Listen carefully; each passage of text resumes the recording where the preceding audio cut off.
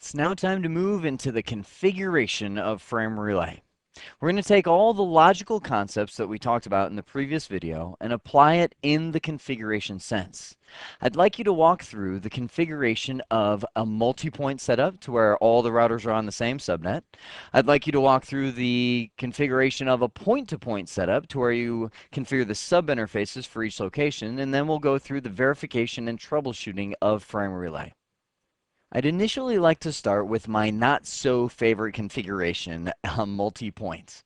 Now you might be thinking, well, if it's our choice of what to use, can I just say I'll never use multi-point and use point-to-point everywhere? Yes, you can. However, I know some of you are focused on the certification exam, and you may need to know both if you are in a certification environment. So what I'm going to try and do is, I'm not sure if this will work, I'm squeezing the network diagram up here, and hopefully we'll be able to see enough of the config that we can look at both at the same time. Now I'm on router 1 currently, which has a DLC that allows it to get to router 2 and a DLC that allows it to get to router 3. There's a frame relay service provider sitting in the middle. Now this is connected to the frame relay service provider using serial 0/1/0. So let's go. I'm going to go into global config mode under serial 0/1/0. And I've completely wiped the config on these routers, so they're fresh routers. And I'm going to first assign the IP address 192.168.1.1. Right. When I said they had no config, I meant almost no config. So I'm going to remove that IP address from fast Ethernet 0/0. And oh, now what have I done? Go back under serial 0/1/0 and reassign that. There we go. Now we've got the IP address under the right interface. So the IP address has been assigned. The second command I'm going to do is type in encapsulation frame relay. Now that, remember when we were doing the lease line, we typed in encapsulation HDLC or encapsulation PPP, depending on what we want to speak. This is just flipping over the data link connection to frame relay, so we're speaking the same language. Now on some older routers, you'll have to type in frame relay, and follow that up with LMI. If you scroll back up here, LMI type, and then type which signaling you are going to use when speaking to the service provider. If you think back to the previous video, LMI stands for Local Management Interface. It is the language that is spoken between you and your service provider right here. So if you have an older router, and what I mean by that is more than probably 8 years old now, you'll have to get with a service provider and figure out what kind of LMI signaling they're using, and these are the only 3 that they could be using, and configure yours for the same. But with modern routers, things that are newer than 8 years old, they're able to auto-detect what LMI is used. So we can just leave it off and let the auto-detection mechanism take hold. Now I'm going to do a no shutdown and power that interface up. What will happen is the link will change to up. You can see at this point we are physically up. And as we start adding DELCs, we'll see the data link connection come up. So if I do a show IP interface brief, oh, there we go. We now have on serial 0/1/0 this IP address, and we have physical and data link connectivity. Now I want to show you one of the key troubleshooting commands for frame relay. If you bring it up and you notice it physically comes online but does not come up at the protocol level, the data link level, you can type in show frame relay LMI. And that will show you your signaling between you and the service providers. The key is, you see a lot of signaling that could be sent, but the key is that the number of messages you have sent should be relatively equal to the number of messages you have received. You can see as I hit the upper and do this again, they keep ticking up. This will keep incrementing and this will keep incrementing. So if you see the sent going up and timeouts increasing, that probably means you have an LMI mismatch and you're not speaking to the service provider. Notice it negotiated the correct LMI type. Cisco in this case. It doesn't have to be a Cisco router at the service provider to negotiate that. There's actually 4 different brands of routers that can use Cisco signaling.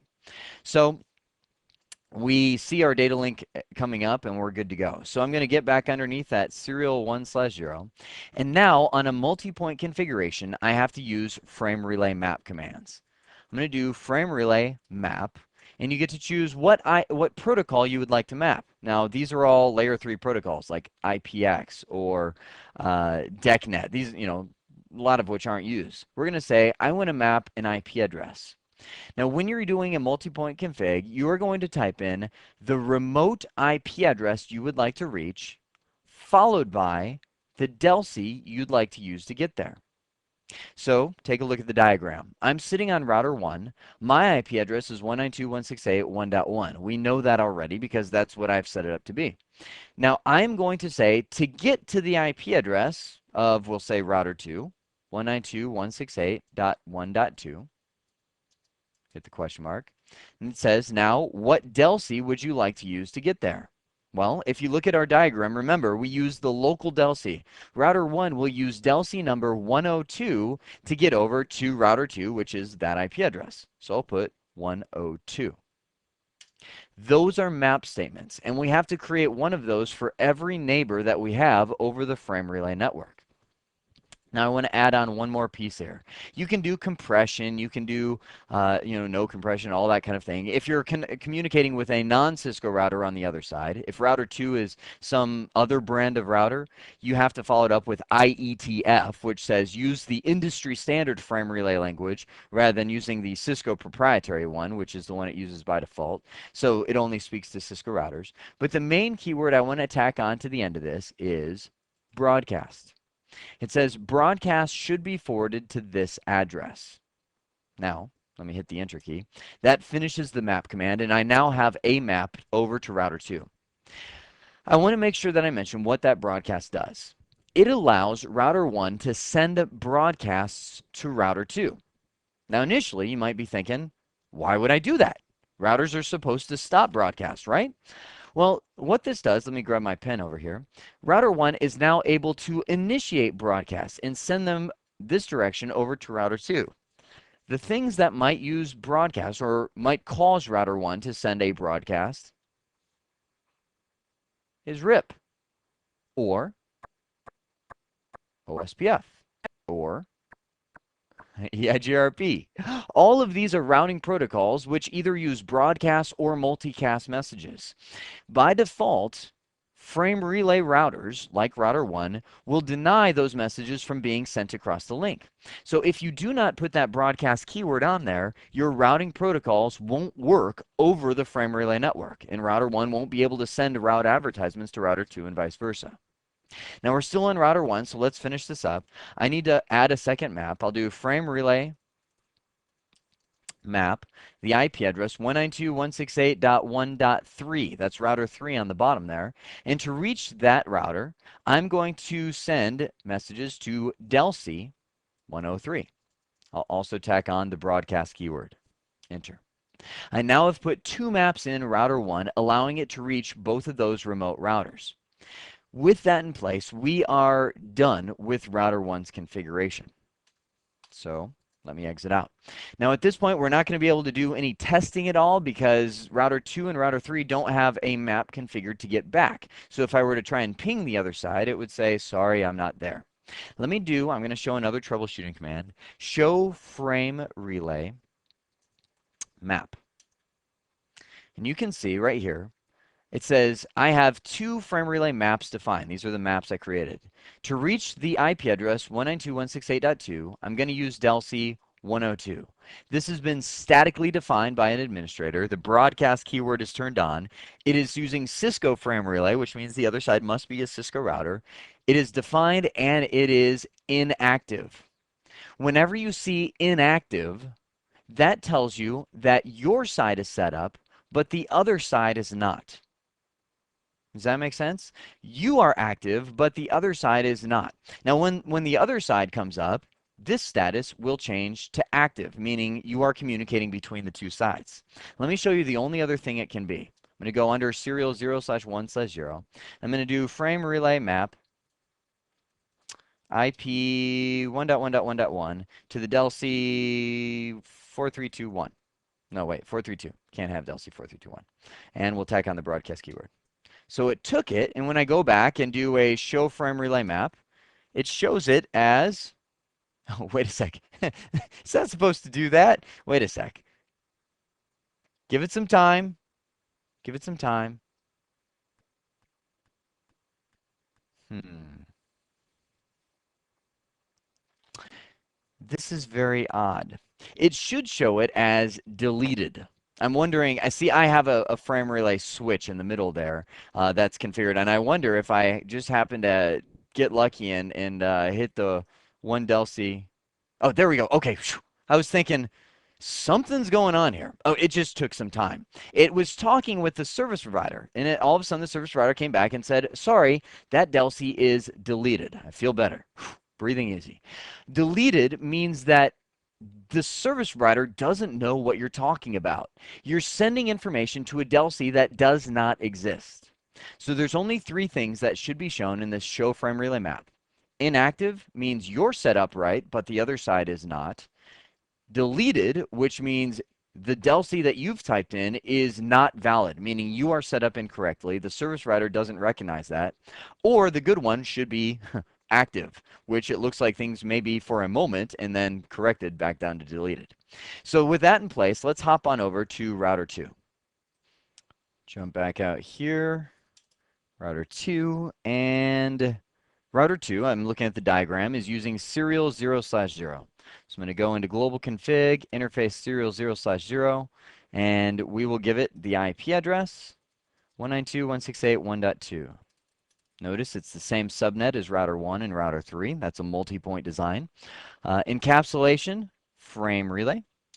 Hit enter, and I'll power that interface on. Now, while we're waiting for the interface to come up, I'll start on my frame relay map. I'll do frame map, and what I type in is what protocol I want. It's an IP address. I type in the remote IP address, 192.168.1.1. That's where I go from router 2. Is 1.1, and then the local del C to get there, 201. Router 2 will leave on del C 201, right there. Let me grab my little clicker. Leave on 201 and fly through the cloud and end up coming out Arizona, or router 1's 102. So again, going in here, we need to be typing in the local del C and the remote IP address. That's what this map command does. So I'll say 201 and broadcast. I hit enter. Now when I jump back out, I should be able to do show IP, or wait, show, well, let's do that. Show IP interface brief. I see that we have serial 0/0, 192.168.1, and I'm going to do a show frame relay. Let's do LMI to see our service provider. Looks like those are about equal. And show frame relay map. And now you can see del C 201 is active. I've mapped the remote IP address 1.1 to del C 201. Now I should be able to ping 192.168.1.1, and it works okay. Perfect. So now let's hop back over to router 1 and do a show frame relay map over here. And we can see that 432 is still deleted. Del C 102 has gone active because both sides are configured, but del C 103 is currently inactive because we haven't set up router 3.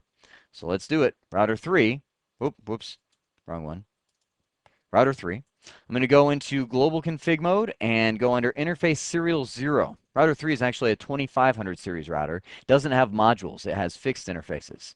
So I'll give it the IP address, 192.168.1.3. Encapsulation frame. I'll do a no shutdown, power that interface up, and do a frame relay map, IP 192.168.1.1. That's the remote IP address from router 3. So to get to router 1, I'm going to use del C 301 and allow broadcasts. Perfect. Now you notice I have some del Cs changing to active. Now that is because, how far do I take this? That is because I am actually in control of that frame relay service provider, and I have a del C that actually goes like this, configured on the frame relay service provider because I have it set up in a full mesh configuration, but I'm not going to use that del C. However, using LMI, The service router can tell your router what DELCs it has available to it. And if you look back over here, it says you have DELC 301, which allows router 3 to reach router 1, and 302, which if I wanted to, I could set up for router 3 to reach router 2. But I'm not going to do that. We're going to set this up as a hub and spoke scenario because I want to show you some of the problems that are associated. So I go back, do a show frame relay map, and it shows, oh, yes, just as I suspected. This router actually grabbed all of the frame relay DELCs that I have set up, 308, 307. I actually have 8 different routers connected to this frame relay cloud, but I'm only showing you 3 of them here. So it actually learned about all kinds of DELCs that are out there, but only 301 and 302 are considered active. 301, I statically just assigned. You can see router 3 is using 301 to get to router 1. 302, it dynamically learned about, and it learned that that is a way valid to get to 192.168.1.2, but we're going to pretend that that one is not there. I'm going to do a ping 192.168.1.1, and sure enough, we are getting there okay. Now I want to jump back up to router 2 because I want to show you something. Show frame map. Router 2, oh, that's what I figured. It would dynamically learn that one as well. Router 2 has a link to router 3. You know what? Tell you what, I'm going to pause this video and I'm going to fix that. That's the advantage of being the frame relay service provider, is you can fix your own problems when you have them.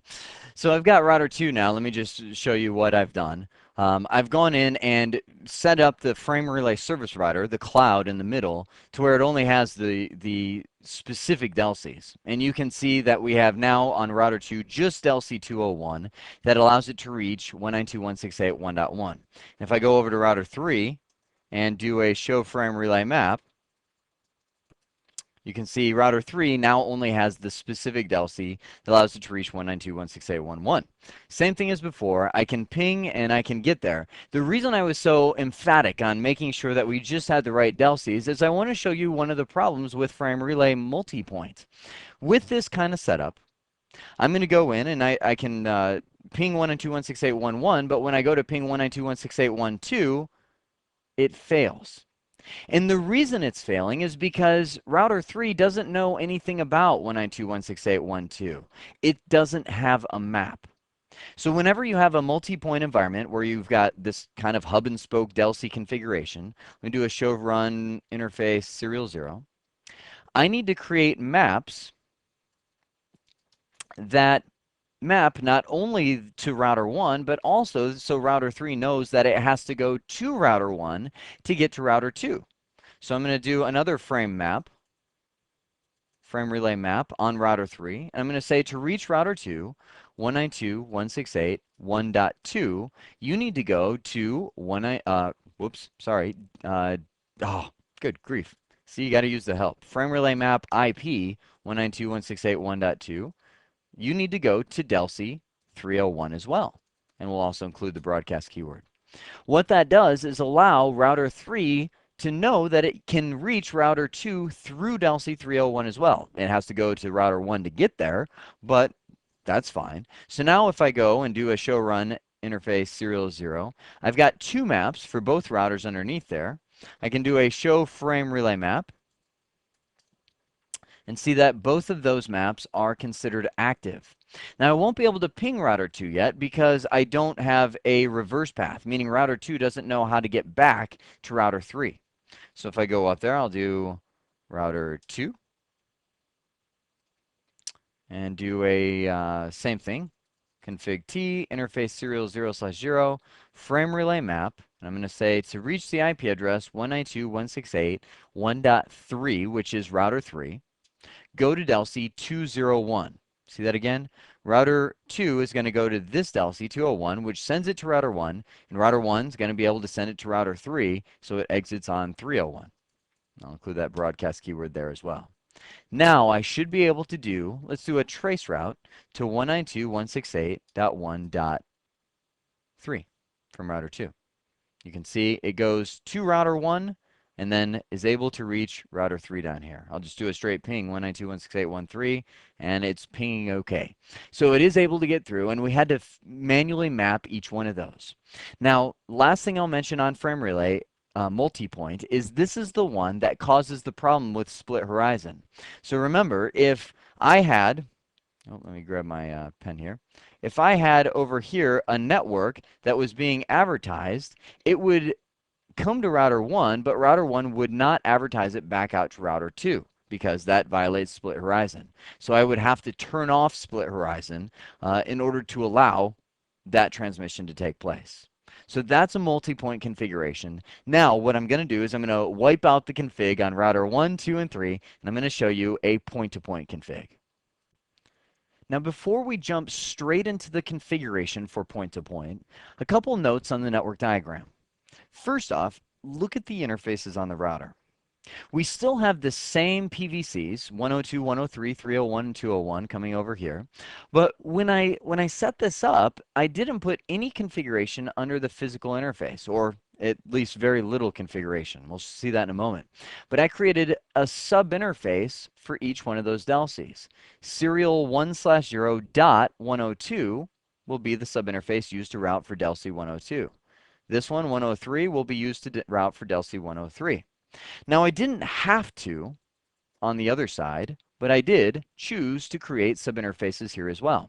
Even though they only have one PVC, I like to create point-to-point subinterfaces because if they grow in the future, I've already got my design set up. I just need to add more subinterfaces. Like if I were to add another DELC like that, or add a new site, you know, somewhere down here, all I got to do is add a new subinterface rather than kind of reconvert the whole design. So let me walk through piece by piece the setup of a point-to-point configuration. Now, also, before I truly get into this, and you can see I was just removing all the old configuration, I want to make sure I highlight that I do have EIGRP running for every 192.168 network. So as these routers come up, we should start seeing EIGRP neighbor relationships form. So I'm going to start at the hub, which is router 1.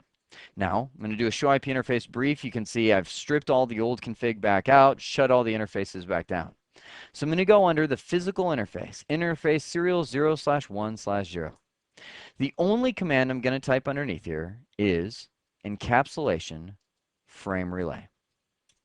That turns it on. That's the only thing you need to put under the physical interface. Everything else will be under the sub-interfaces. I'm going to type in interface serial 0/0 or 0/1/0 dot, you can see it says type in your sub-interface number. I'll put 102. And I'll hit the question mark. I can create sub-interface that are either of the multi-point cast, like we did in the previous config, or a point-to-point. Now, I've already mentioned this is a point-to-point config, so I will label that sub-interface as point-to-point and hit enter. I'm now in the sub-interface config mode, and underneath here is where I put my IP address.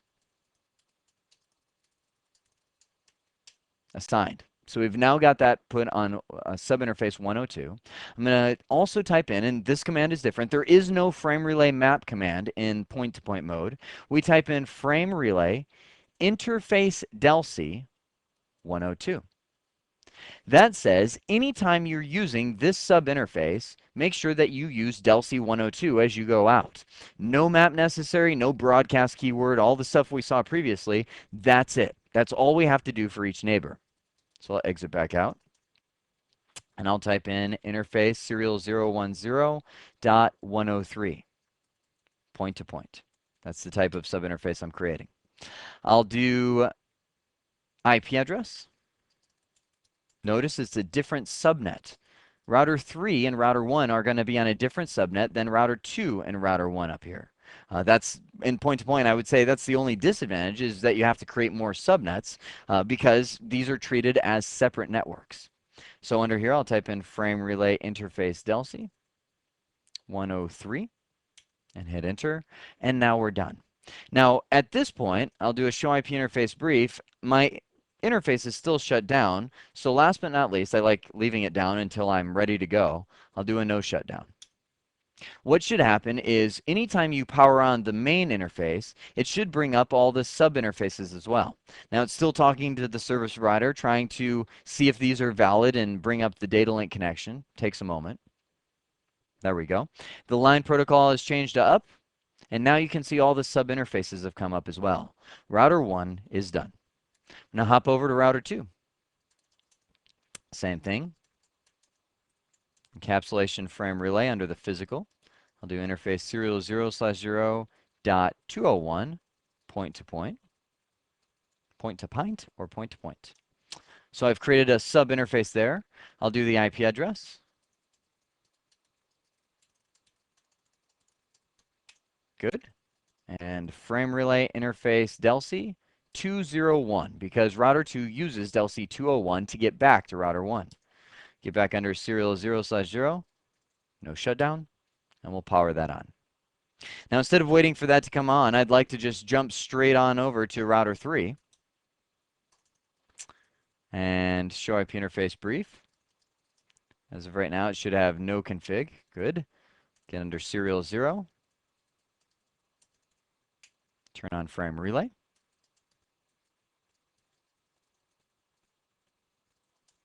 Sub interface.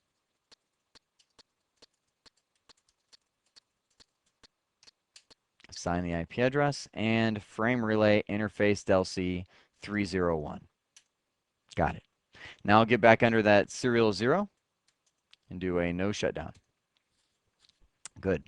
Well, we'll sit and wait on router 3 for everything to come up. I'll do a show IP interface brief. As of right now, we still are waiting for the service provider to communicate with LMI, bring our link online.